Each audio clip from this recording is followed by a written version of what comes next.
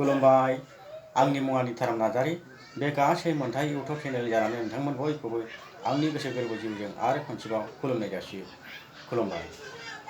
अब्ला फै लोगोफोर जोङो इसोरनि बोसोनखौ जोङो फरायनानै जों खोनासंनि दिनैनि गाहाम बाथ्रायाव मा बुंदों बेखौ जोङो सोलोंनि।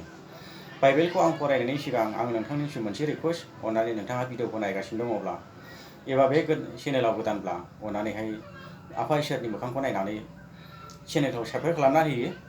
मानोना नोंथांमोननि अननायानो इसोरनि अननायानो नोंथांमोननि अननाय। मानोना नुयि इसोरखौ जोङो मोनदांस' हाया आरो नुयि इसोरखौ जोङो माब्लाबाबो रावबो नुवाखै। बेनिखायनो नोंथाङा आंखौ हेफाजाब होनायानो इसोरखौ नुनाय आरो नोंथाङानो आंखौ अननायानो इसोरखौ अननाय। बेनिखायनो अननानै नोंथाङा चेनेलखौ साबस्क्राइब खालामना होदो आरो लाइक शेयार कमेन्ट खालामनानै होदो। अब्ला आङो बाइबेलखौ आं फरायनोसै। फरायनायाव माबाफोर गोरोन्थि जायोब्ला अननानै निमाहा खालाम।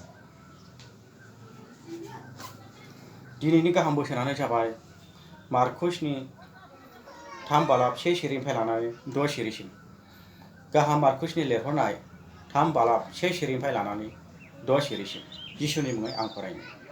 बेयाव बेबायदि लिरनाय दङ, आखाइ रानजानाय मानसि।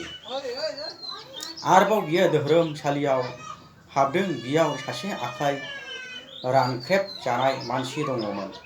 अब्ला खायसेया एरनो थाखै बिखौ जमदों, बियो साबादाव बि मानसिखौ सोखायो नामा? आरो जिसुआ आखाइ रानख्रेब जानाय मानसिखौ होनदों, गेजेराव गसं। आरो बियो बिसोरनियाव सोंदों, साबातनि दिनाव आयेना गाहाम खामानि मावनो थोनो एबा इनाय मावनो, गाहामखौ बासायनो थोनो एबा सिथारनो? नाथाय बिसोरो सिरि थादों। अब्ला बियो बिसोरनि गोसो गोरानि जुनै दुखु मोननानै बिसोरनि थिङै बोराबनायजों नायदिंदों आरो बियो बि मानसिखौ होनबाय, नोंनि आखाइखौ फोलावहरदो।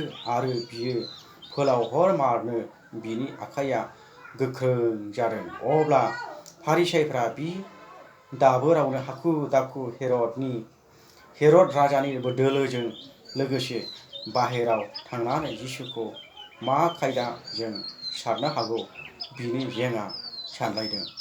जिसुनि मुङै आमेन। अब्ला जिसुआ बाख्नाय जाथोंसै। नोंथांमोना गावसोरनो बिजिरबानो जाबाय।